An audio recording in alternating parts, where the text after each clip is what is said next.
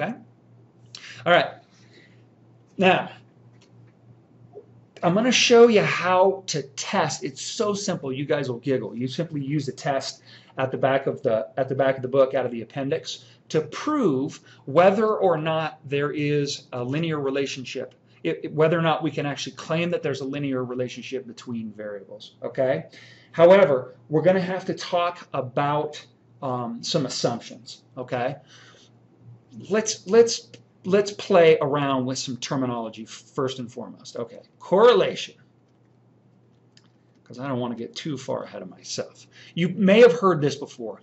Correlation does not imply causation. All right? In other words, if two variables are very highly correlated together, there's no guarantee that one causes the other. In other words, let's say that I'm going to let my independent variable be number of pickles. I've eaten in lifetime. Okay? And this is going to be a number of classes, it's two S's, I've taken in lifetime.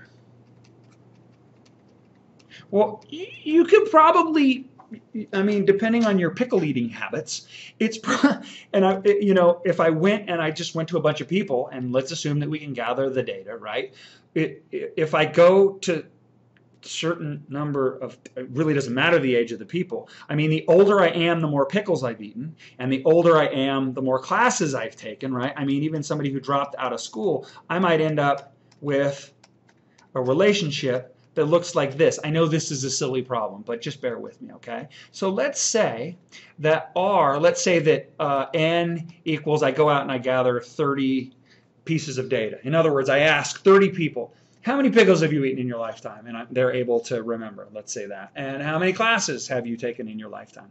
And they say, I don't know, 75 or whatever. And let's say that our R, we end up with this fantastic correlation coefficient, which is, let's say, 0.95. Now, careful here. Again, remember, the correlation coefficient is not the slope of the line. Clearly, that slope, the slope of this line is not about 0.95. It could be really, really steep positively and still only have an R of 0.95. The biggest that the correlation coefficient can be is 1, and the most negative it can be is -1. All right? Now, this right here is a very strong correlation coefficient. It's very strong. However, we can't say that the number of pickles that you eat causes you to take classes, or vice versa. I can't use the inverse property and say, well, the number of classes that I take causes me to eat pickles. So correlation does not imply causation. All right. Now let's talk about our assumptions. All right, assumptions to be able to play. Really, the only assumptions,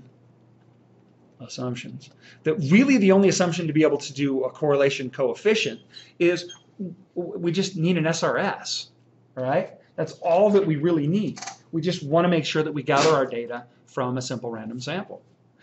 Now, here's the problem, is I don't know, like this one seems to have a real strong linear relationship between the variables, badly drawn, right? But what if I have this guy? What if I have, say, I don't know, a whole bunch in here, and then all of a sudden I got a couple down here, and a couple up here, and a few there, okay? Now, can I look at that and say, okay, that's a linear relationship. It appears to be trending here, but really is it? I mean, is it easier to draw a trend line this way, okay? Now, like I said, your calculator is going to compute your correlation coefficient. So what you're going to do is just like, I mean, think about it as a coordinate tree. All you're going to do is you're going to have a whole bunch of points, x's and y's, that you're going to put in your calculator.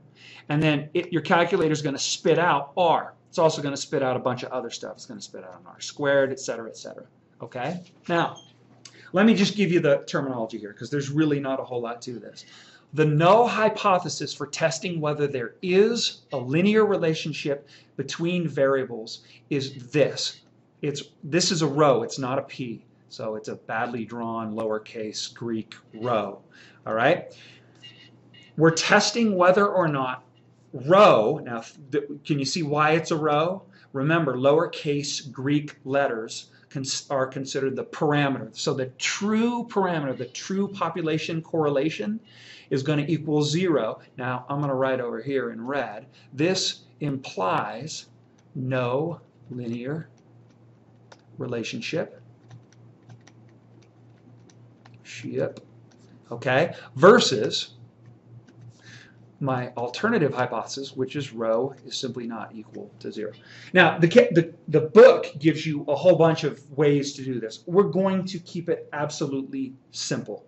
Just use test, statistic, R, and table, what is A5? Use test statistic R and table A5. And I will go over, just take a peek at table A5. It's in the little blue area of the appendices of your textbook. And if you look at them, and I'm not going to clearly, I mean, if you crack open your book with me right now, it's so easy to use the table, and it's fantastic because all it's got is, it's got N, and then it's got a bunch of numbers. So it starts at 4, and then 5, and then 6, and it comes down here to 100. And then it's got alpha equals 0.05 and alpha equals 0.01. Those seem to be the biggies, right? And then all it does is it gives you values that R has to be bigger than. So for 4, it's got a 0.95. For 0.01, it's got a 0.99. So if all I have are 4 data values, if all I have are 4x1, y1, x2, y2, x3, y3, and x4, y4, and I'm trying to claim a linear combination, a linear relationship between these, then when everything is said and done, R, if I want to test this at alpha equals 0.05, then R had better be greater than 0.95. Okay, now for 6, let's see, if I look in here, so if I've got 6 values, watch how quickly it goes down. At alpha equals 0.05, I've got 0.811 and 0.917. So if I'm testing this thing at alpha equals 0.01, then R had better be greater than 0.917. If they are, now think about that. If R is greater than 0.917, I reject the null hypothesis, and we have a linear relationship. That's it. That's all that there is to it. Now, all of this is going to be done on your calculators. So I don't want to waste a bunch of time, and you guys would go nuts. You'd probably throw your computers out the window going through the hand calculations. Because if you look on page 498, the hand calculations are absolutely horrific. So we will go through this together in class. All right? Believe it or not, guys, that's it.